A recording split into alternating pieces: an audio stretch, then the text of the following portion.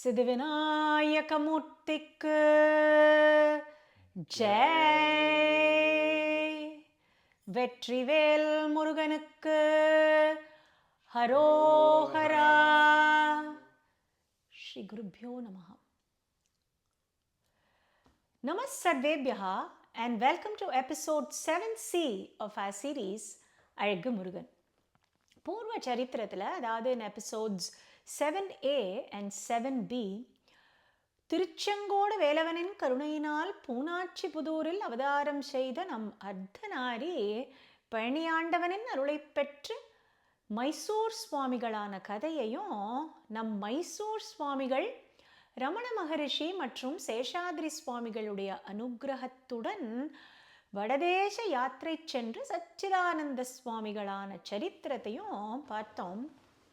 மேலும் நம் சச்சிதானந்த சுவாமிகளுக்கு திருவண்ணாமலையில் சேஷாத்ரி சுவாமிகள் உபதேசம் பண்ணி, சச்சிதானந்தா, திருப்புகழே உனக்கு ஏற்ற ஓர் மகா மந்திரம், நீ திருப்புகழே சொல்லிண்டுரு, வள்ளிமலைக்கு செல், அங்கேயே தங்கு, பின்னாளில் யாமும் அங்கு வருவோம்னு சொன்னார்ங்கிறத சொல்லி போன பதிவை பூர்த்தி பண்ணினோம் இல்லையா? இப்போ ஸ்ரீ சச்சிதானந்த சுவாமிகள் ஸ்ரீ சேஷாத்ரி சுவாமிகள்டேந்த உத்தரவு வாங்கிண்டு நேர திருவண்ணாமலை அருணாச்சலேஸ்வரர் கோவிலுக்குள்ளே போனார். அவருடைய மனநிலை எப்படி இருந்திருக்கோங்கிறத நம்ம யோசிச்சு பார்க்கணும். சாக்ஷாத் சேஷாத்ரி சுவாமிகள் பிரத்யக்ஷமா காட்சி கொடுத்து உபதேசம் பண்ணி திருப்புகழ் ஒரு மகா மந்திரம்னு சொல்லிட்டார். அந்த எக்ஸ்டசியில் சச்சிதானந்த சுவாமிகள் அண்ணாமலையாரின் சந்நிதியில் உட்கார்ந்துண்டு தன்னுடைய கணீர் குரல்ல சந்தோஷமா சந்தத்தோட பல திருப்புகழ் பதிகங்களை பாராயணம் பண்ணினார். திருவண்ணாமலையிலேருந்து கிளம்பி நேரம் மெட்ராஸுக்கு வந்துவிட்டார்.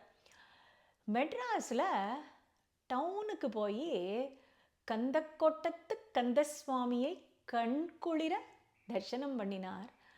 கந்தக்கோட்டத்துக்கு அதீத சாநித்தியம் உண்டு. ஏன்னா திரு அருட்பிரகாச வள்ளலார் குடியிருந்த ஸ்தலம் இது. இந்த கந்தக்கோட்டத்து கந்தவேளை போற்றி அவர் பிரசித்தி பெற்ற தெய்வமணி மாலை அருளி செய்த ஸ்தலம் இது. இப்பேற்பட்ட கந்தக்கோட்டத்து கந்தசுவாமியின் சன்னிதானத்தில் உட்கார்ந்துண்டு தன்னுடைய திருப்புகழ் பாராயணத்தில் மெய்மறந்து போனார். பாராயணம் முடிஞ்சு குருநாதர் சொன்னபடி இப்போ சச்சிதானந்த சுவாமிகள் வள்ளிமலையை நோக்கி பயணம் செய்தார். வள்ளிமலைங்கிறது ப்ரெசன்ட் டே சென்னையிலேருந்து சுமார் 130 கிலோமீட்டர் தொலைவில் உள்ள வேலூர் மாவட்டத்தை சார்ந்த ஓர் அழகான மலை. இன்னைக்கு வள்ளிமலைக்கு பக்கத்தில் பெரிய ஊர்னா ராணிப்பேட்டை சொல்ல முடியும். ராணிப்பேட்டிலேருந்து வள்ளிமலை ஒரு 15-20 கிலோமீட்டர் தூரம்தான். இந்த வள்ளிமலைக்கு 1916ஆம் ஆண்டு ஜூன் மாதம் சச்சிதானந்த சுவாமிகள் வந்து சேர்ந்தார். June 7th, 1916 to be precise. அன்றைய தினம் வள்ளிமலை முருகன் கோவிலில் கும்பாபிஷேகம். தங்கிட்ட இருந்த காசு பணத்தெல்லாம் அன்னைக்கு கோவிலில் நடந்த அன்னதானத்துக்காக கொடுத்துட்டார். வழக்கம் போல் முருகன்ட்ட உட்காந்துட்டு திருப்புகழ் பாராயணம் பண்ணினார். அன்னைக்கு சாயங்காலம் ரொம்ப இருட்டத்துக்கு முன்னாடி ஜனங்கள்லாம் அவ ஆற்றுக்கு கிளம்பிட்டா. சச்சிதானந்த சுவாமிகள் மாத்திரம் வள்ளிமலையிலேயே தங்கிட்டார். குருநாதருடைய ஆக்ஞை இல்லையா, வள்ளிமலைக்கு செல், அங்கேயே தங்கு. வள்ளிமலையில் தங்குன்னு சேஷாத்ரி சுவாமிகள் பாட்டுக்கு சொல்லிட்டார். அப்பெல்லாம் வள்ளிமலையில் என்ன ரிசார்ட்டாக இருந்தது? இன்னைக்கு வேணால் வள்ளிமலையில் ஒரு ஆசிரமம் இருக்குது. ஒரு 450 படி ஏறி போனோன்னா ஓரளவு கம்ஃபர்டபுளாக கோவிலுக்கு போக முடியும். அன்னைக்கு சச்சிதானந்த சுவாமிகள் வள்ளிமலைக்கு போன போது இதெல்லாம் ஒன்றும் கிடையாது. ஏதாவது விசேஷம்னா ஆடிக்கு ஒரு தடவை, அமாவாசைக்கு ஒரு தடவை தான் ஊர் ஜனங்கள்லாம் கோவிலுக்கே போவா. ஏன்னா கோவிலுக்கு போகிறதுக்கு ப்ராப்பர் ஆக்சஸ் கிடையாதோனோ, அதனால அங்கே தினப்படி மனுஷ நடமாட்டம் கிடையாது. புலி, சிங்கம், சிறுத்தை, பாம்பு, தேள் போன்ற ஜீவராசிகள் மட்டுமே நடமாடும் ஒரு இடம் அது. சன்செட்டுக்கு அப்புறமா கும்மிருட்டு தான் அங்கெல்லாம். அப்போ அந்த பொட்ட காட்டுலையா சச்சிதானந்த சுவாமிகள் அன்னைக்கு ராத்திரி தங்கினார். அதுவும் தனியா. பயமா இருக்காதோ அவருக்கு? சச்சிதானந்த சுவாமிகளுக்கு கொஞ்சம் கூட பயமே இல்லை. ஏன்னா அவர் அங்க தனியாவே இல்லை. அந்த காட்டுல அவருக்கு யாரு துணை இருந்தா அப்படின்னு கேட்டா, அவருக்கு அங்க நிறைய துணை. அவருடைய விழிக்கு துணை திருமென்மலர் பாதங்கள், மெய்மை குன்றா மொழிக்கு துணை முருகா எனும் நாமங்கள், முன்பு செய்த பழிக்கு துணை அவன் பன்னிரு தோளும், பயந்த தனி வழிக்கு துணை, பயந்த தனி வழிக்கு துணை வடிவேலும் செங்கோடல் மயூரமுமே. வேலும் மயிலும் துணை. அதுவும் திருச்செங்கோடு வேலவனின் அருளை பெற்ற பூர்வாசிரமத்து அர்த்தநாரி என்கின்ற நம் சச்சிதானந்த சுவாமிகளுக்கு செங்கோடல் செங்கோடல் வடிவேலும் மயூரமுமே. இந்த திருச்செங்கோடு வேலவனை சொல்லி தானே இந்த சரித்திரத்தையே நம்ம ஆரம்பித்தோம் இல்லையா? இந்த கந்தர் அலங்கார செய்யுள் இந்த கட்டத்துக்கு எவ்வளோ ஆப்டா இருக்கு பாருங்கோ. இப்படி முருக பக்தர்களுடைய ஒகேபுலரியில் தனியாங்கிற வார்த்தையே கிடையாது. ஏன்னா அவளுக்கு எப்பொழுதும் வேலும் மயிலும் துணை. இந்த துணையோடு சச்சிதானந்த சுவாமிகள் இன்னைக்கு ராத்திரி வள்ளிமலையிலேயே தங்கிட்டார். மறுநாள் காலம்புற பொழுது விடிஞ்ச உடனே காஃபி டிஃபன் எப்போ கிடைக்கும், எங்கே கிடைக்கும், என்ன கிடைக்கும், இந்த நினைவெல்லாம் நமக்கு தான் வரும். சச்சிதானந்த சுவாமிகளுக்கு வள்ளி கல்யாணம் நடந்த இந்த வள்ளிமலை திருத்தலத்தின் ஸ்தல புராணம் நினைவுக்கு வந்தது. அப்படியே ஒரு ஃப்ளாஷ்பேக். பார்க்கடல்ல பெருமாளின் சயனக்கோல காட்சி தெரியறது. மகாவிஷ்ணுவின் ஆனந்த கண்ணீர் துளிகள்லேருந்து 2 அழகான புதல்விகள் தோன்றினர், அமிர்தவல்லி மற்றும் சுந்தரவல்லி. அவன் 2 பேருமே முருகப்பெருமானியே கல்யாணம் பண்ணிக்கணும்னு நிறைய தபஸ் பண்ணினான். அமிர்தவல்லி தேவலோகத்தில் தெய்வ யானையா தபஸ் பண்ணிட்டு வந்தா. சுந்தரவல்லி பூலோகத்தில் இந்த வள்ளிமலை சாரல்ல தபஸ் பண்ணிட்டு வந்தா. சூரசம்ஹாரம் முடிஞ்சு முதல் படை வீடு திருப்பரங்குன்றத்தில் முருகப்பெருமானுக்கும் அமிர்தவல்லி என்கின்ற தெய்வ யானைக்கும் திருக்கல்யாணம் நடந்தது. இது ஒரு கதை.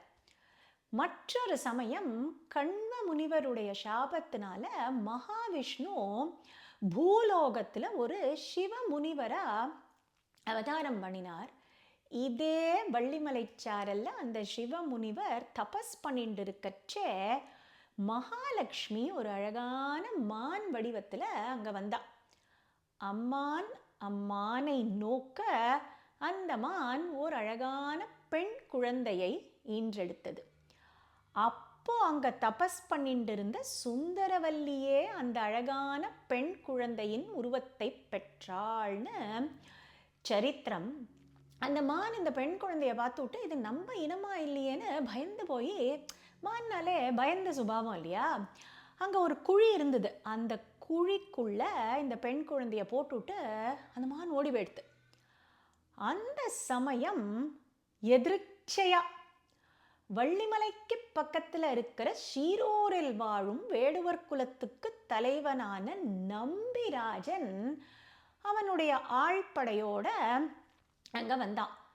குவா குவான்னு குழந்தை அழற சத்தம் கேட்டுது. அன்னைக்கு ஜனகருக்கு பூமியில் சீதை கிடைச்ச மாதிரியும் பெரியாழ்வார்க்கு துளசி தோட்டத்தில் ஆண்டாள் கிடைச்ச மாதிரியும் இன்னைக்கு நம்பிராஜனுக்கு அந்த குழிக்குள்ள இந்த அழகான பெண் குழந்தை கிடைச்சிது. சந்தோஷமாக குழந்தைய தூக்கிண்டு ஆற்றுக்கு போனான். வள்ளிக்கிழங்குகளை கல்லி எடுத்த குழியில் கிடைச்ச குழந்தைங்கிறதுனால நம்பியும் அவனுடைய மனைவியும் அந்த குழந்தைக்கு வள்ளின்னு பேர் வச்சா. நாளொரு மேனி பொழுதொரு வண்ணமா வள்ளி வளர்ந்துண்டு வரா. அவ குல வழக்கப்படி பருவமடைந்த பெண்கள் திணை புனத்துக்கு காவல் காக்கணும். புனம்னாக்க ஃபீல்டு. அந்த ஃபீல்டில் ஒரு பரண் மேலே உட்காந்துண்டு பட்சிகள்லாம் திணைப்பயிரை கொத்தாதபடி காவல் காக்கணும். இதுதான் இந்த பெண்களுடைய வேலை. வள்ளியும் ஒரு பரண் மேலே உட்காந்துண்டு தன்னுடைய இனிய குரல்ல முருகப்பெருமானை போற்றி கீர்த்தனங்களெல்லாம் பாடினான். இது பூர்வ ஜென்மத்து சுந்தரவல்லி வாசனையினால மட்டும் இல்லை, அதோடு கூட இந்த மலைப்பகுதி, இந்த குறிஞ்சி நிலப்பகுதியில் வாழும் வேடுவர் குலத்துக்கு குறிஞ்சி கடவுளான முருகக் கடவுள் தான் குலதெய்வம். அதனால வள்ளி முருகன் நாமங்களை சொல்லிண்டே அப்பப்போ ஆலோலம் ஆலோலம் ஆலோலம் ஆலோலம் ஷூ ஷூன்னு பறவைகளெல்லாம் விரட்டுவோம். அதையும் மீறி பறவைகள்லாம் வந்ததுனாக்க கவனக்கற்களெல்லாம் பேக்கப் கொச்சின்னு இருக்கா. கவனக்கற்கள்னா கேட்டபல்ட்னு சொல்கிறா இல்லையா, அதுதான். இப்போ வள்ளி பட்சிகளை எப்படி விரட்டினா நமக்கு என்ன வந்தது? இதெல்லாம் ஒரு கதையா?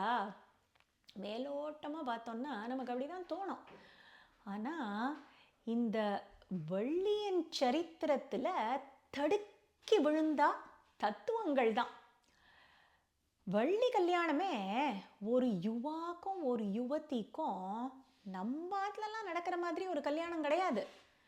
வள்ளிங்கிற ஜீவன், அந்த ஜீவாத்மா முருகன்கிற பரம்பொருள், அந்த பரமாத்மாவோட ஐக்கியமாற சரித்திரம் தான் வள்ளி கல்யாண சரித்திரம்.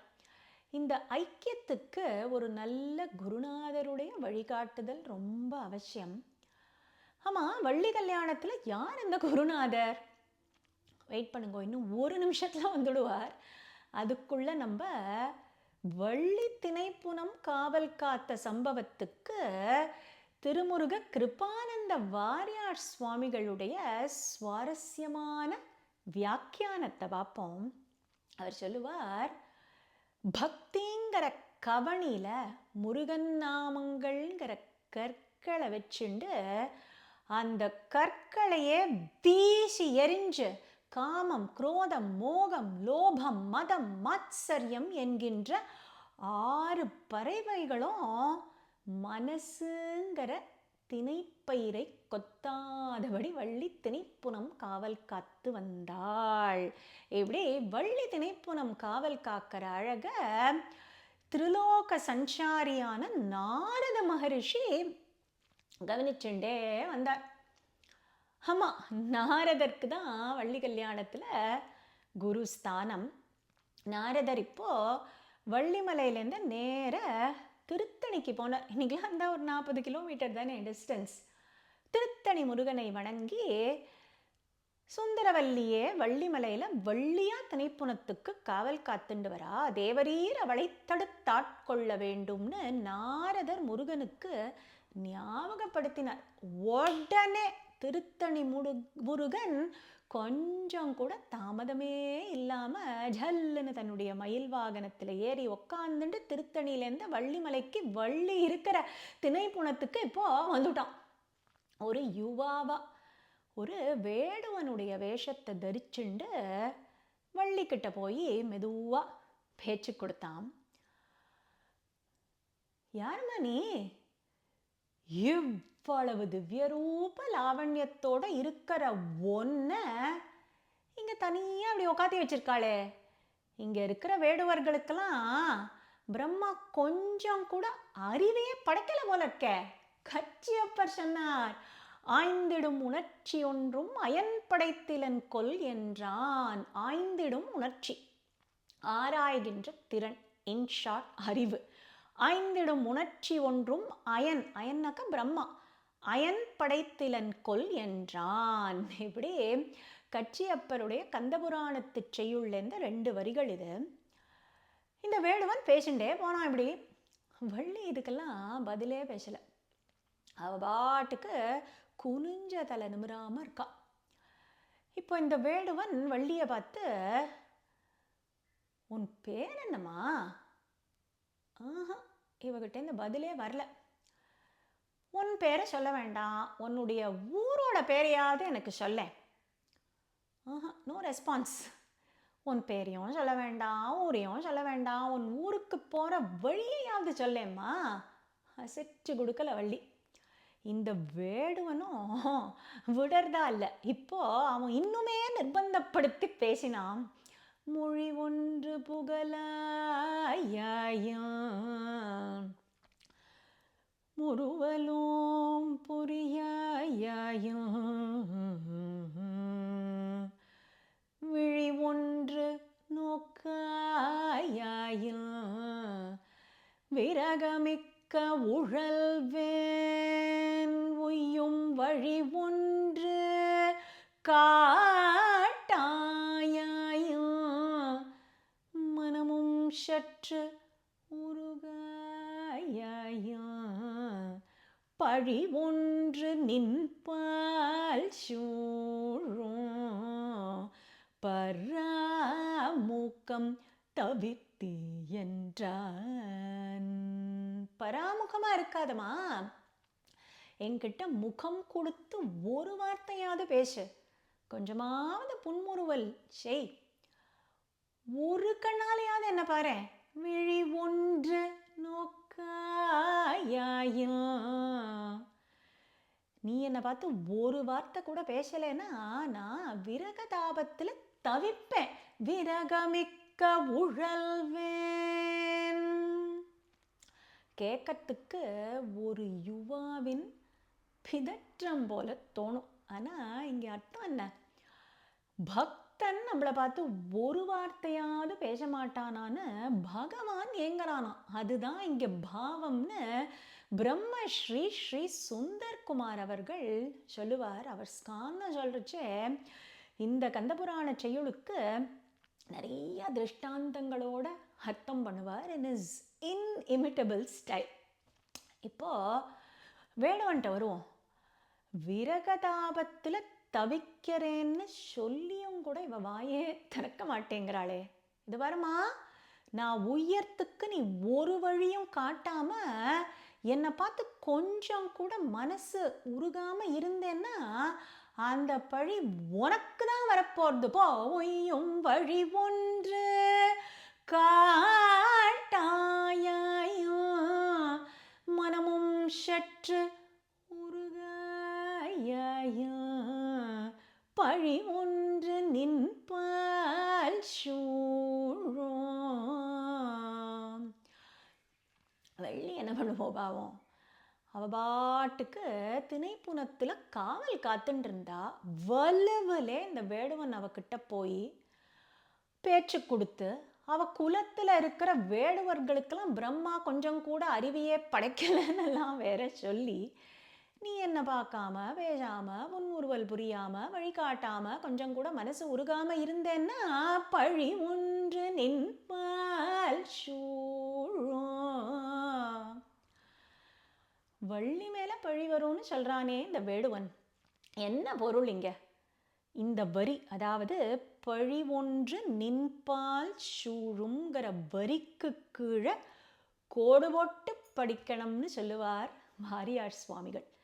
வேடுவனா வேஷம் தரிச்சுருந்த வேலவனுடைய இந்த வாக்குக்கு என்ன அர்த்தம்னு கேட்டா, பூர்வ ஜென்மத்தில் நீ சுந்தரவல்லியா என்னையே அடையணும்னு நிறைய தபஸ் பண்ணின.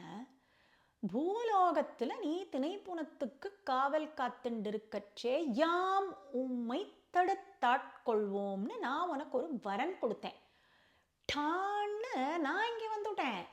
வந்த என்ன கை கூப்பி நமஸ்காரம் பண்ணி வரவேற்காம நீ இப்படி பராமுகமா இருந்தேன்னா இந்த உலகம் என்ன சொல்லும் தெரியுமா? சொன்ன சொல் தவறாமல் முருகப்பெருமான் வந்துட்டார்.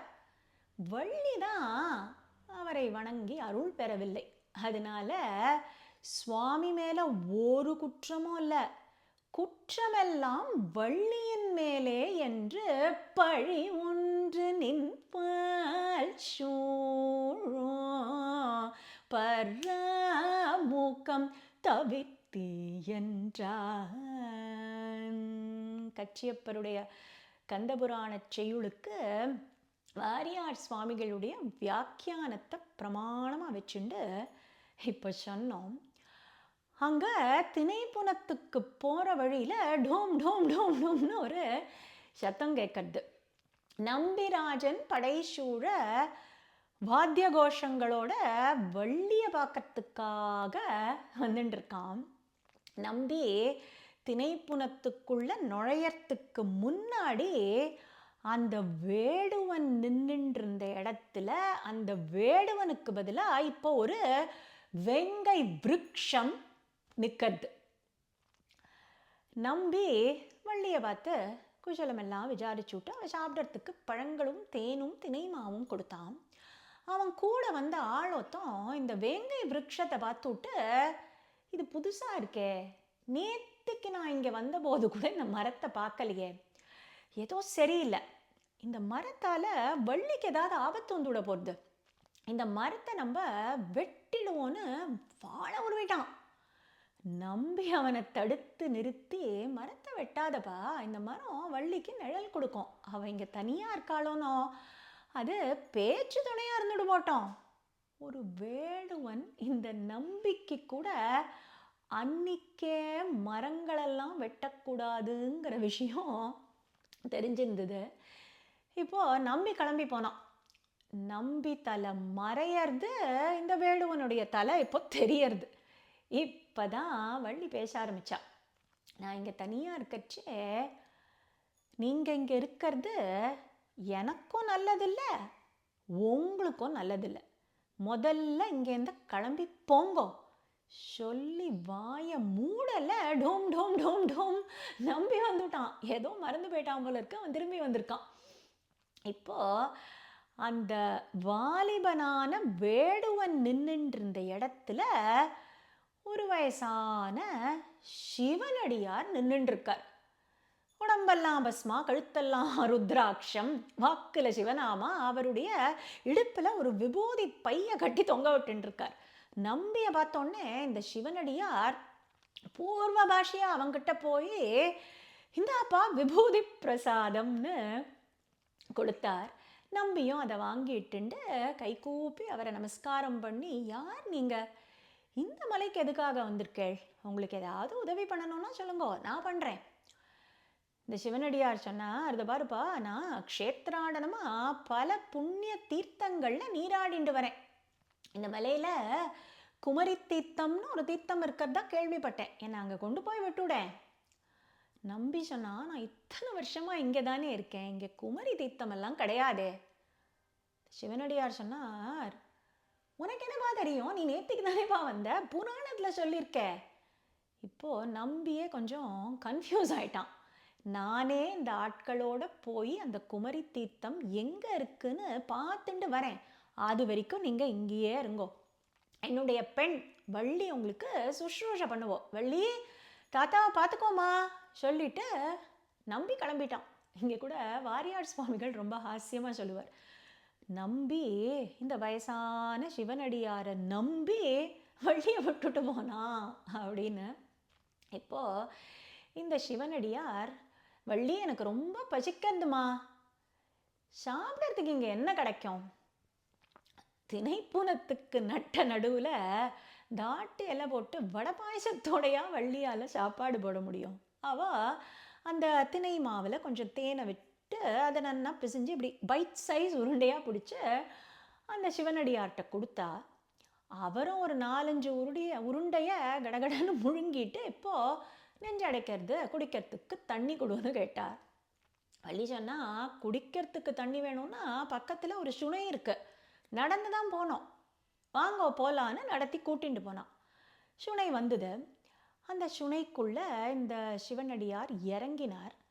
இறங்கின உடனே வேணுன்ட்டே தன்னுடைய கம்பை நழுவ விட்டுட்டார். இப்போது இந்த பிரவாகம் என்னை அடிச்சுன்னு வேணும் போல இருக்கே, வள்ளி கரையேற்றி விடுமா. உலகத்தில் இருக்கிற அத்தனை பக்தர்களை கரையேற்றுற முருகப்பெருமான் வள்ளியை பார்த்து என்னை கரையேற்றி விடுன்னு கேட்ட தருணம். வள்ளியும் ஆபத்துக்கு தோஷம் இல்லைன்னு இந்த சிவனடியாரோட கையை பிடிச்சி அவரை கரையேற்றி விட்டா. அவர் வந்து கரையில் உட்காந்துட்டார். உடனே வள்ளியை பார்த்து, வள்ளி என்னை கல்யாணம் பண்ணிக்கோயேம்மா. வந்ததே கோவம் வள்ளிக்கு. நத்த புரை முடியீர், உங்கள் முடியெல்லாம் இப்படி நரைச்சிருக்கு. உங்கள் வயசு என்ன, என்னோட வயசு என்ன?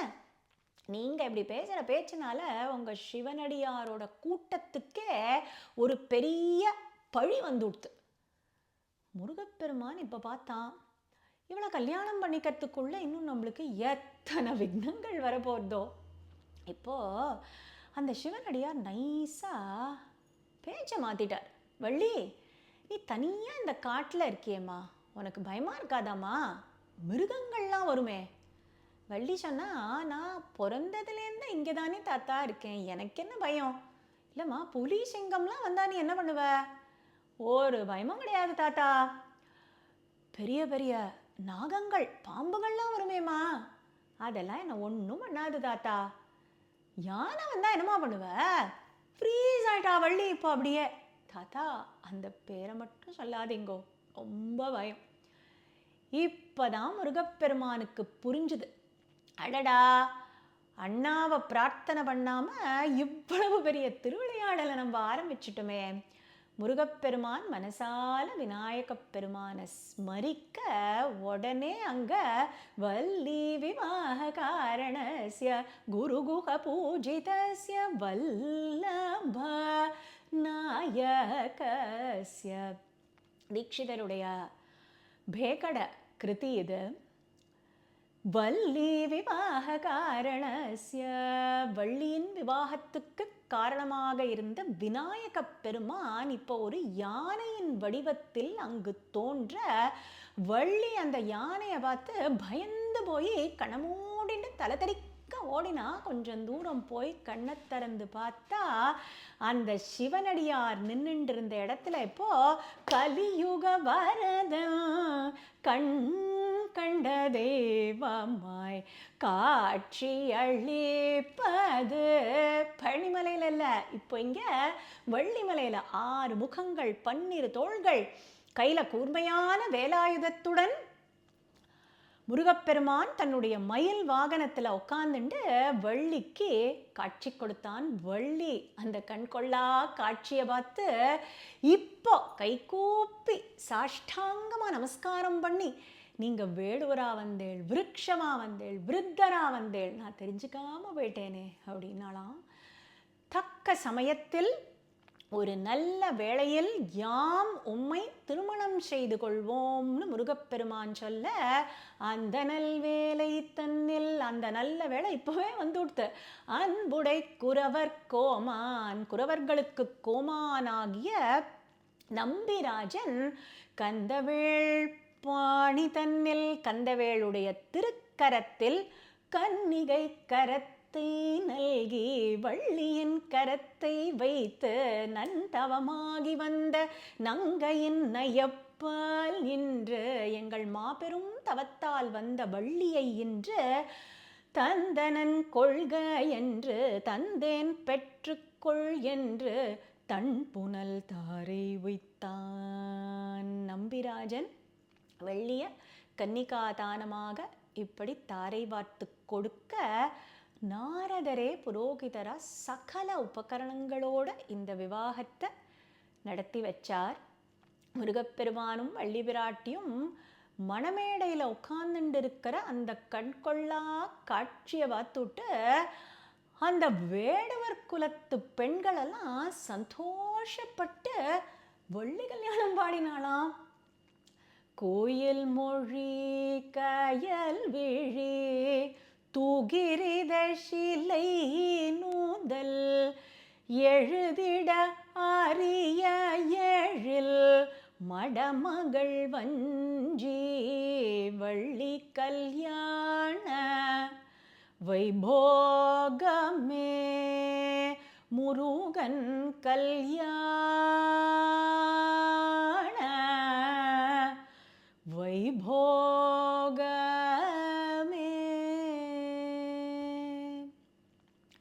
பூலோகத்தில் வள்ளிமலையில் நடந்த இந்த திருக்கல்யாண காட்சியை தேவலோகத்தில் இந்திராதி தேவர்களும் பிரம்மாவும் மகாவிஷ்ணுவும் சிவபெருமானும் உமாதேவியாரோடு கூட கண்டு களித்து அருள் புரிந்தனர். இத்துடன் கச்சியப்ப சிவாச்சாரியார் அருளிச் செய்த கந்தபுராணத்தில் அமைந்துள்ள வள்ளியம்மை திருமணப்படலம் முற்றிற்று.